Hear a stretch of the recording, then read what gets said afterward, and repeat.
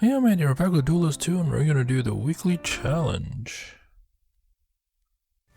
Alright, I see Mag, I see Abyssian, we are Abyssian. We also have a Soul Grimoire, which says your general has an additional +2/+0 for each unit that is destroyed.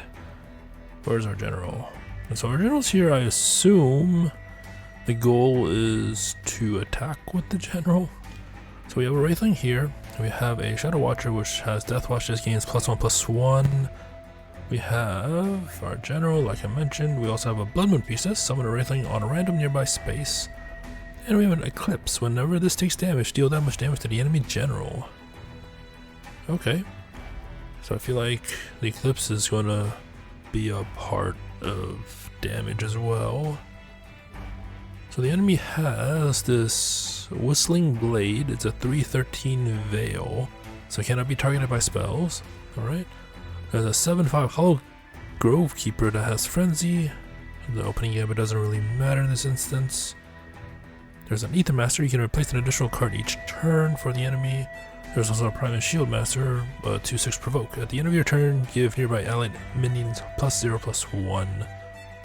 There's also 3 mana spheres. We have 8 mana. No, there's also Flank Star. This moves 1 less space. Alright, so we have a differently skinned Blood Moon Priestess for some reason. We also have a Blood Tear Alchemist. Deal 1 damage to another unit. We have a Void Pulse. Deal 1 damage and heal your general for 2. We have a Wraithling Swarm. We have Dancing Blades. Deal 3 damage to the minion directly in front of this. And we have a Deathfire Crescendo. Alright. So maybe, I assume we give Deathfire Crescendo to the Shadow Watcher. Or it could also be a red herring. So we have 8 mana. We have 4, 5, 6, 7, 10, 15, 18. So some of the stuff is definitely not going to be played, considering we only have 8 mana with a max of 11. So I assume Blood Tear, Void Pulse, Deathfire. So that's 6. And then I guess Dancing Blades maybe to do 3 damage. Because I don't think we need the Blood Moon Priestess, because we don't have a board wipe. The only removal we have is the Blood Tear and the Dancing Blades. If that's the case,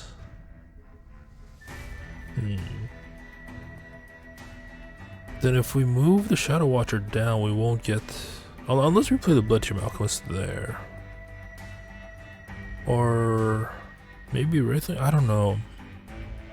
I strongly want to Death Watch the Shadow Watcher, but I don't know if we should do that now or wait until we get some more mana. But anyways, let's see what we can do. So let's Deathfire first, just to test it out. So that gets +3/+3 for every death. So we have 5 mana left. Is there even a way to get all of the mana tiles without Wraithling Swarm? It doesn't seem like that. So maybe we do 3, 6, 9 to the Whistling Blade. That won't be enough. You do 3, 4. That'll leave it down to 9. Because I think the goal is to get rid of this so we can get the Eclipse to do 7 damage to the Grove Keeper. Maybe. So we do 3, 4, and then it's +2/+0, so that will be 4, so that'll be 6. Then we need to do 3 damage somehow. So we do 3, 4, 5, maybe 5.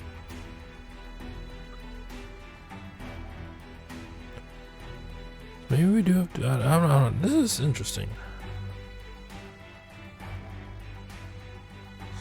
So let's try it out. Do this. So this will die. Or actually no, I did it wrong. I did it wrong. So we're gonna throw the Wraithling first. So it'll have the charge for the Bloodmoon Priestess. Alright, so that's 4. So we can attack with this. So that means this will be a 9. This has 6, we're at 9. So that's 9, that's 15 damage, we need to do 10 more. Alright. So what we can do is Dancing Blades? Maybe I attacked the wrong thing. So we have 15 right now. Like I said, we need to do 10 more. We can do 3, so we just need 7 more. So this will get +2. So if something dies, we get +5. So I think I got it. I think I got this. So what we'll do is play the Blood Tear Alchemist on the mana tile, pinging our own 1/1. That'll give us the Deathwatch charge. So this is 8. So this is 20. So we can do the Eclipse. Attack for 3. It'll do 3 damage to the general, leaving it at 22. So since we can do 20 damage, we can do the. Oh no! I think they changed Void Pulse. So deal 1 damage to a unit and heal your general for 2. For some reason they did change Void Pulse. Before it used to do damage directly to the enemy general. So deal 1 damage to a unit, heal your general for 2. I mean, we can just do deal 1 damage to the Blood Tear Alchemist. That's totally fine. That gives us a charge. So this is a 15. So that's enough. That is totally enough. Huh. Okay. So we didn't really need to. Wow. So there has to be an alternate way because we have extra mana, and then there's 2 mana tiles unused. So I'm gonna restart this, going step by step, and do the solution that I found somehow. So we have this field. We have a Shadow Watcher that has this game +1/+1 normal Deathwatch stuff. So what we're gonna do, this is the solution, is we're gonna do a Deathfire Crescendo on this Shadow Watcher. So it's gonna get super buff when things die. So we also have this Bloodmoon Priestess. It says summon a Wraithling on a random nearby space for the Deathwatch. So what we're gonna do is move this Wraithling down, and we're gonna attack this Whistling Blade because it has provoked and we have no choice to attack. We can't attack the 7/5. And then what we're gonna do is throw this Bloodmoon Priestess under the bus to give us another charge. So our general, which has the Soul Grimoire, does now have 6 attack. Oh yeah, I totally forgot about the Primal Shield Master. Oh, that's gonna be interesting. Never mind. I thought I had it. I totally forgot about the Primal Shield Master. So I need to get the Shadow Watcher to 25, basically. So that's why we had extra mana. So let's keep doing what we did. If that makes any sense. Do this, attack. Things get more buff. Let's see. We can also Void Pulse the Wraithling. And it will summon more Wraithlings, I think. We have 2 damage here that we can do. So maybe Dancing. Oh no, we can Dancing Blades, but then we won't have the 2 damage that we can do. This became more tricky. Oh, I thought I had it, but then the Primal Shield Master. So let's see, we have Blood Tear, we have Void Pulse. So we can do 2 damage to the enemy general, bringing it down to 23. Eclipse technically can bring it down to 20. Let's attack with the Blood Moon. Okay, so that's at 9. Because we can destroy any creature with our general right now. Or we can just do Dancing Blades and Void Pulse, but we still need to get that extra mana to get rid of this Flank Sar so that we can move our general up. So if we do Void Pulse, we still need that 1 mana. How do we get that 1 mana?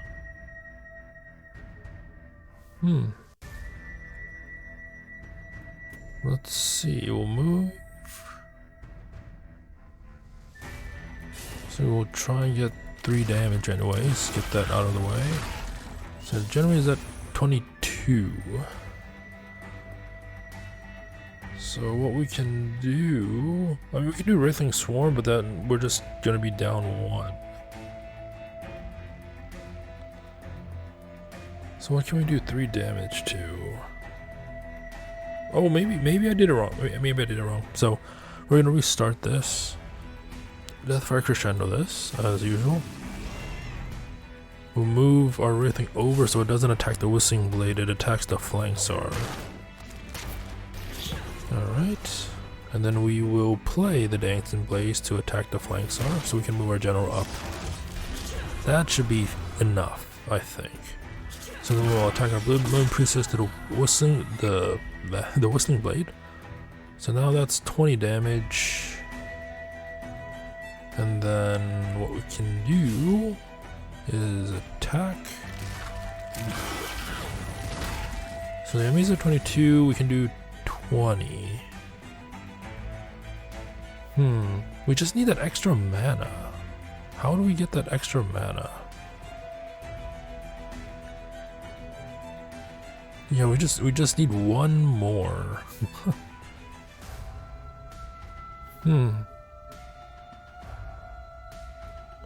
I feel like attacking the Flank Star with the Wraithling is the right move. Same with the Deathfire. Maybe I'm relying too much on the Deathfire Crescendo, maybe. But it feels right.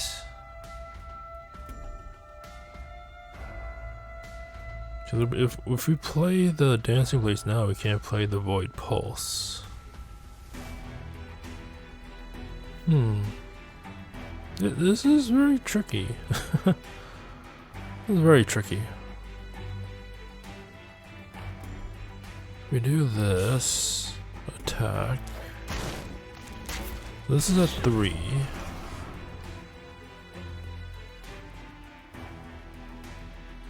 It'll be very useful if we can get the 7 with the Eclipse, but I don't think that's part of the solution. Can't play Blood Moon, but then again we'll just be losing mana here.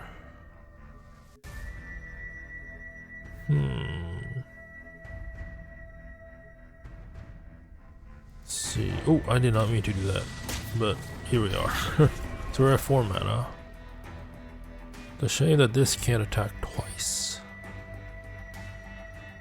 And none of these can reach the Flank Sar. I mean, if we destroy the Ether Master, we still have to deal with the Primus Shield Master. So what can we do? Oh, I'll have to. I really thought I had it, so yeah, I'm just gonna have to think. Probably trial and error this.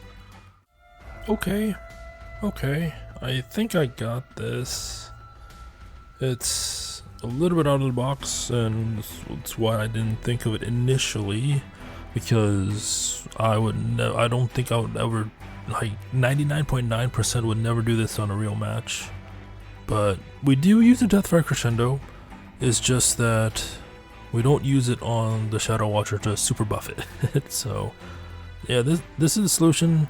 What we're gonna do is we're gonna play the Deathfire Crescendo on this Ether Master. So the goal is to buff this Ether Master up with so much attack that the Eclipse will trade, and that is how we're gonna do our Deathwatch damage. So we're gonna move our Eclipse over here.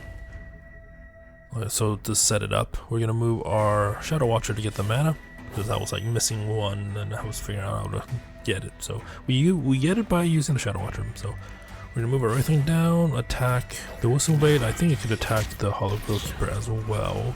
So that gives a Deathwatch charge to 3 things: the Ether Master, our General, and the Shadow Watcher. The Shadow Watcher is going to trade with the Phalanxar, so that gives 2 more charges of Deathwatch.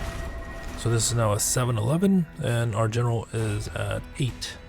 So what we're going to do is move our General up here so it's in Striking Range and not in Provoke. So what we're going to do now is we're going to do the Void Pulse on one of the 1/1s that we have that was made with the Blood Moon Priestess. So that gives us more charges. So we're going to do a Blood Tear Alchemist as well, like so on the other 1/1, or multiple 1/1s. So what we have now is we have 12, we have 11, so that is 23, I believe.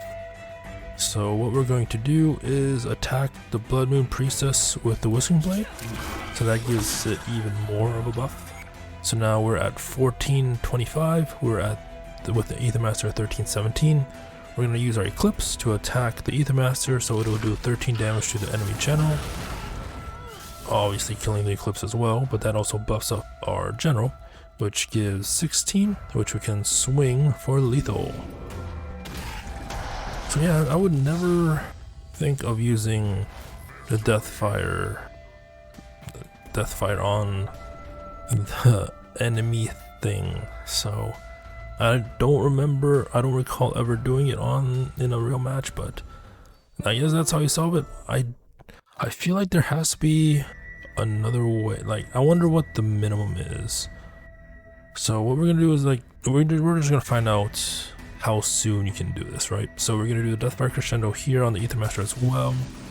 Again, I'm gonna use the Shadow Watcher to grab the mana, and then Wraithling's gonna trade with the Hollow Grove Keeper.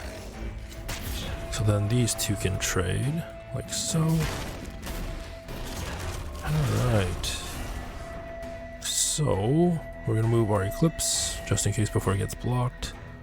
So what we need to do is, I guess these two can trade for now. Or not trade, but you know. So we're at 10, we're at 9. So whenever this dies, this also gets +2. So then right now what we have is 21. So we're gonna Void Pulse. So now we're at 12, this is at 11, so that is, I think, if I did my math right now it should be enough. So we're gonna try it. Eclipse, let's trade, do 11 damage to the General. So that's at 14, we're at 14, and yeah, so you don't have to use the Blood Tear Alchemist to ping another Wraithling to get that additional buff, but it does give a safety net just in case, I guess. So yeah, we solved it kind of a different way. I mean, not differently, but we solved it quicker. Like, I think 1 kill quicker. But yeah, anyways, hope you enjoyed this. Until next time, thank you for watching and have a nice day.